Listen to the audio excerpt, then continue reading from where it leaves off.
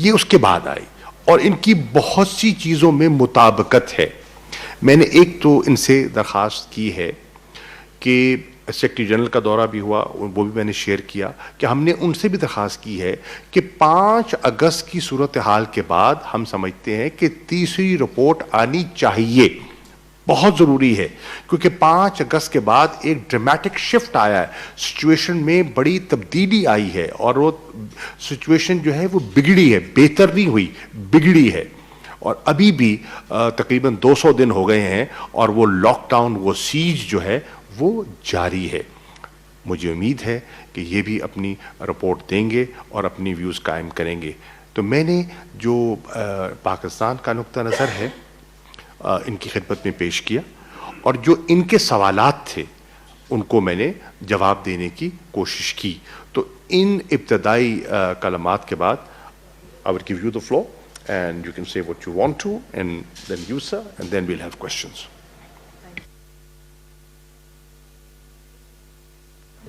Is that better? First of all, my apologies for keeping everybody waiting.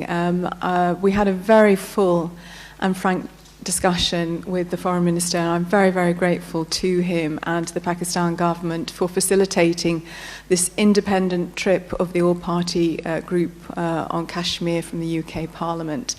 We consist of parliamentarians from across all political parties who are keenly interested in the issues that Kashmiri people are facing now and have done over several decades now, but particularly the issues that have been faced since August last year. Our focus has been, over the last couple of years since I have been chair of this group, on human rights violations on both sides of the line of control. And we sought to come to visit Pakistan and Azad Kashmir so that we could understand in more detail about what was happening, to speak with people there, officials, but also, as I say, real people to get their experiences. We also sought to visit India and Jammu and Kashmir. Unfortunately, that hasn't happened, but hopefully in the future it will. I can report from our discussions just now, I am very, very grateful, and I mean this very sincerely, to the Foreign Minister. He was incredibly open, as were his officials, about what's happening, and we really pressed the Foreign Minister for answers to specific questions and points that were raised in the last UN human rights report.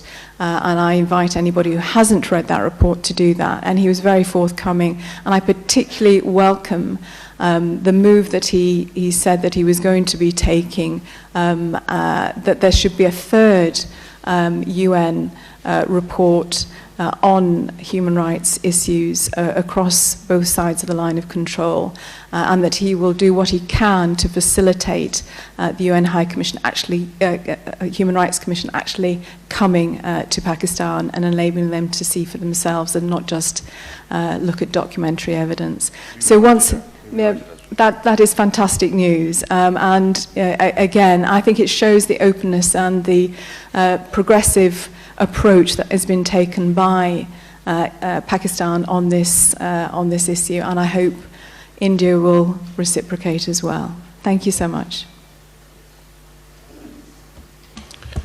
Bismillah ar-Rahman ar-Rahim. Can I also take this opportunity firstly to thank the Foreign Minister and the Government of Pakistan for facilitating this trip. As the Chair has already made clear, we are an independent group of cross-party parliamentarians with one intention, which is to explore and look at the human rights abuses on all sides of the line of control. And as in previous visits, we have asked both the Government of Pakistan and the Government of India to allow us to come. Tragically, this is not the first time that the Government of India have not just not allowed us, but actually not got back to us, whilst the Government of Pakistan has. And I want to say this is a flashpoint in the Kashmiri struggle. We see today over 6 months, and still we see a draconian blockade that continues to affect the sons and daughters of Kashmir, whether that's regard to the food or medicine shortages or the other restrictions at the moment. And I say this, I use this media platform again today on behalf of the All-Party Parliamentary Group, is if there is nothing to hide, then please allow us to visit that region. We are an independent group, and if you are confident, then please allow us that opportunity to visit so we can see for ourselves.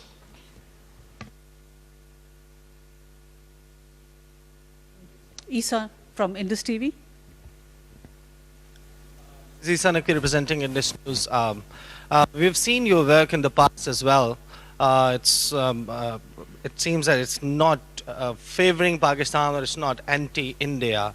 It talks about human rights. After 5th of August, there have been issues of access on the other side of the line of control. This is what we have seen. The media reports about it. The media doesn't have access. The international media doesn't have access. The UN military observers, they do not have access. And the international observers, recently there was an incident of such kind as well. What do you have to say about that? You will be visiting the Azad Jammu and Kashmir on the Pakistani side, but on the other side of the line of control, there is an access issue. Thank you. Well, as I mentioned in my opening remarks, that is a source of real concern. So when we were planning this trip, we wanted to make sure that the delegation visited both India and Jammu and Kashmir and have access in the same way that we've been facilitated by the Pakistani government. As Imran has said, I have had no responses to my requests for a delegation to go to Jammu and Kashmir, none whatsoever. But I do hope that India will take the opportunity to reflect on this, to reflect on Pakistan's approach to addressing the issues that it has faced in its different parts of the country, and how they're responding to the report from the UN, to take this opportunity, as I say, to become more open, to allow us to independently see. As again has already been said, we are an independent group. We are not anti-India or pro-Pakistan. It is pro-human rights. Heather, please.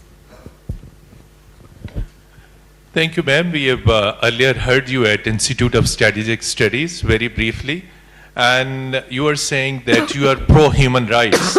So it is in the context of pro-human rights that human rights situation is worst in Indian-held Kashmir. Merely expressing concern or condemnation, it cannot be the compensation to the miseries of the people of Kashmir over there. British Parliament, this House of Commons is very powerful, and British government is answerable to the House of Commons. So what beyond this condemnation are concerns, what measures you will suggest to 10 Downing, to the most powerful Prime Minister, the British Prime Minister, for an end to this repression in Indian-held Kashmir? And your voice could be excuse me, could be heard in Brussels, which is EU's headquarters, could be heard in Washington as well. So what forceful measures you will suggest to improve situation of human rights in Indian-held Kashmir? Thank you. Please don't be under any illusion that we are not doing that. So I met last week with the Foreign Minister, and I think there are issues, and I know my Conservative colleagues who are in this delegation will be reporting back to their party as well. There's no doubt that it has not gone unnoticed in terms of what is happening in Jammu and Kashmir. This is certainly, we are not here for, as I say, a sightseeing trip or just to look at what's happening and do nothing. We are here because we are acutely aware from our members within our own constituencies that are having family members that they can't get in contact with. They are really concerned. They're coming to our constituency surgeries. So we are I raised 10 days ago the issue about 13,000 young boys who've been detained according to the National Indian Women's Federation. We are constantly raising this. We hope that in addition to what we are doing and through our government, there are the international community as a whole will recognise that human rights has to be a priority. The priority is not just about trade, it is also about the rights of all citizens within sovereign nations. And there is an obligation under the UN Convention of Human Rights for us all states, to call other states when we feel that that's not happening. Anas Malik. Thank you so much. It's a two-part question for both the Honourable Foreign Minister and the Honourable MP. Firstly, the Indian Foreign Minister at the Munich Security Conference, he remarked that one of the two democracies will be settling the Kashmir dispute. Which democracy would it be, in your opinion, both? Number one. Number two, precisely for this group, the Indian side has always maintained that, quote-unquote, Kashmir is an internal matter. You being the chair of the group, how do you see this claim, given that you've already issued reports as well and it hasn't been much made in by the Indian government? Thank you. As far as the issue of internal matters is concerned, I think that was very well answered by the Secretary General of the United Nations when he categorically said that the Security Council resolutions are as relevant today as they were previously. So, if that is so, then it is no longer an internal matter. It is an internationally recognized dispute, and the Secretary General of the United Nations endorses that. He said so in so many words. He also said categorically that he is concerned about human rights violations. He said it in Islamabad, you were there, and he said it in Lahore when he was engaging with the press at Kartarpur. So that's very obvious. The statement made by Jaishankar, Minister for External Affairs, that's his opinion, and everybody has a right to have an opinion, that one democracy will take a decision. That democracy has taken a decision, and that was on the 5th of August.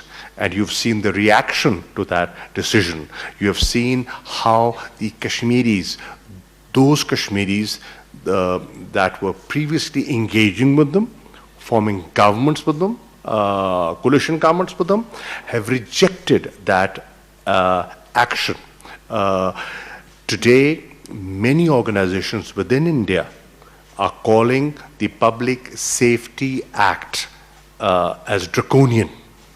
International human rights bodies are calling it draconian and are being critical of that. Today, a huge segment of population within India, and not Muslims, other minorities inclusive, are saying that the Citizen Amendment Act was a folly. It has defaced the image of a secular democratic India. So their action is becoming increasingly pronounced. In terms of, is this a bilateral issue? I think I responded to that in the earlier question, but just to repeat my response, when, and Foreign Minister Qureshi, in his response about the UN Secretary General, made it absolutely clear around the UN resolutions that they are still in place, they are still actionable, and it needs to be recognised that these are international concerns. But as I get back to the human rights issue, it is the obligation of all states, according to the UN Convention, to act when they feel another state is discriminating to such an extent against a minority within their community. And that is what we need to do, and we need to make sure that the UK responds to that. Human rights are not negotiable. They are for everyone, regardless of gender, regardless of age, disability, religion, ethnicity. They are for all of us. At the back, Tariq Malik. Can I just come in on that? 2 points, please. The first thing I want to say is, just to conclude on that point, human rights can never ever be bilateral issues. Human rights are always international issues for the international community, and anybody reverting away from that point needs to go back and check the rule book in terms of what the international law says. The other point the foreign minister raised, the Indian Armed Forces Special Powers Act and the Public Safety Act are both draconian legislations that are recognized again in international law as illegal, and therefore the international community again has an obligation to call those things out. And one of the things we in the UK have a moral and historic duty about this issue, and we can't shy away from that issue. We must come out, and governments of all stripes, quite frankly, have shied away from that issue, and they must be bolder, and we must help to assist resolve that. The final thing I want to say with regards to the statement by from the Indian government ministers is many statements that we've seen have been very irresponsible, and we would say that they are not befitting of those roles. Tariq, at the back. Tariq Malik, at the back, please. Thank you. Thank you very much. This is Tariq Mahmood from Hum TV. Ma'am, we see that international efforts are going on. The UN Secretary General has also said that the UN Security Council resolutions must be implemented, and they are as relevant as they were. But we see that the ongoing kind of genocide in Indian occupied Kashmir. What UK is a very, very important member of international community. On international, you have a say on international forums as well. What is the way forward as we see there is internal pressure building on the government of Pakistan that to do more and to stop and to do something to stop the human rights violation? What is the way forward?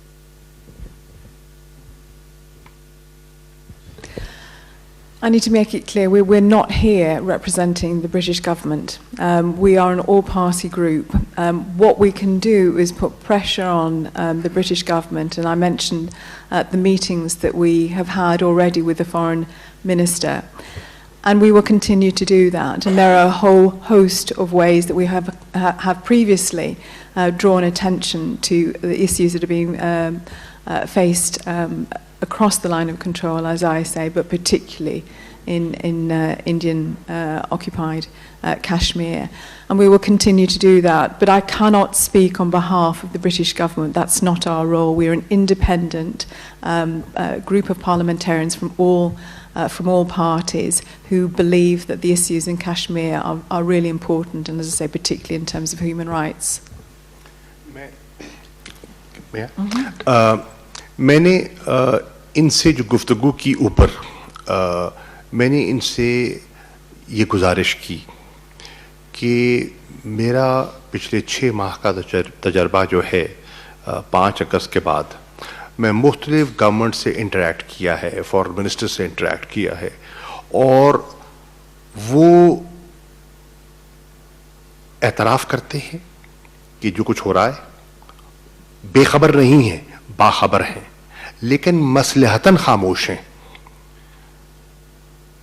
Commercial interest हैं, बहुत बड़ी market है, मंडियों की तलाश है और मफादात हैं। मैंने इनसे गुजारिश की है, क्योंकि ये हुकूमत की नुमाइंदगी नहीं कर रहे। As you said, they are not representing the government, they are representing the parliament and the people. हमें उम्मीद है पार्लियामेंट से, और मैं इनकी मौजूदगी में मीडिया से ये कह रहा हूं कि हम तवक्को कर रहे हैं हाउस ऑफ कॉमन्स से, हम तवक्को करते हैं यूरोपियन पार्लियामेंट से, हम तवक्को करते हैं यूएस कांग्रेस से, कि जिस तरह पाकिस्तान की पार्लियामेंट ने यके बाद दीगर 2 जॉइंट रेजोल्यूशंस पेश किए हैं. We have had 2 joint resolutions across the party divide in our parliament in a joint session. Both houses Senate and National Assembly unanimously passed those resolutions on human rights violations and other things. जिस तरह हमने वो किए हैं, आप भी अपनी parliament से आवाज उठाइए, क्योंकि अल्टीमेटली हुकूमतें बनाती और गिराती पार्लियामेंट्स हैं, और ये पॉलिसी मेकर्स हैं, ओपिनियन मेकर्स हैं, इनकी आवाज में वजन है. एक मेरी तवक्को है और मेरी ख्वाहिश है कि पार्लियामेंट्स जो हैं और पार्लियामेंटेरियंस, मैंने इनको कहा मैं आज वजीर खारजा हूं, कल नहीं होऊंगा, पर मुझे सबसे बड़ा जो फख्र है बुनियादी तौर पे कि I am a parliamentarian first and foreign minister second. So parliament को आवाज उठानी चाहिए, दुनिया की पार्लियामेंट्स को आवाज उठानी चाहिए. एक. नंबर 2, ह्यूमन राइट्स की मसला है तो इंटरनेशनल ह्यूमन राइट्स ऑर्गेनाइजेशंस आवाज उठा रही हैं, उनकी आवाज पर तवज्जो देनी चाहिए हुकूमतों को. जो हुकूमतें अलंबरदार हैं इंसानी हकूक की, वो क्यों नहीं सुन पा रही कि जो वो ह्यूमन राइट्स बॉडीज कह रही हैं. और तीसरी चीज, आप क्लेम करते हैं डेमोक्रेसी. एक डेमोक्रेसी की अपनी वैल्यूज होती हैं, डेमोक्रेसी का अपना कल्चर होता है, तो क्या वो डेमोक्रेसी खामोश रहेगी?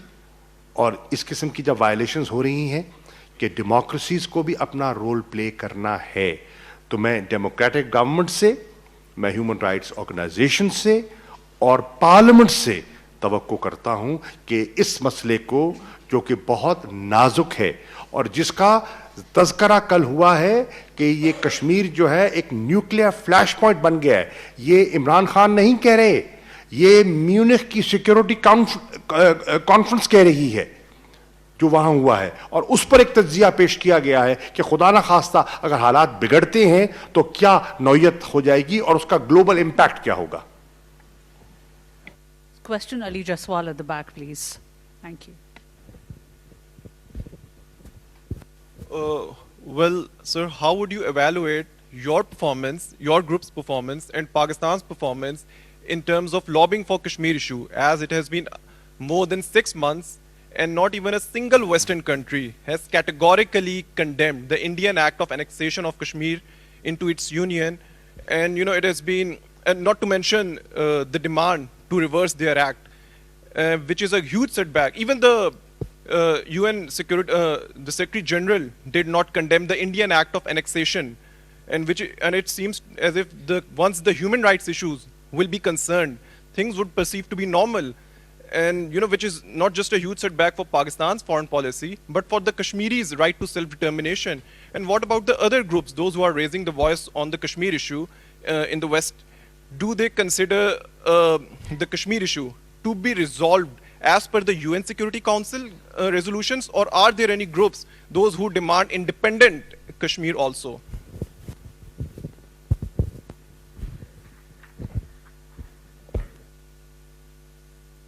Where do you want me to begin? If it was more like a statement than a question, but I'll try and pick the question out of the statement.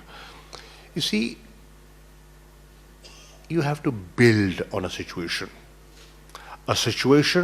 that had not been discussed for years, an issue that was a live issue, a very real issue, but was put on the back burner because the world was involved in other things, and Pakistan was involved in fighting extremism and terrorism, on the Western side.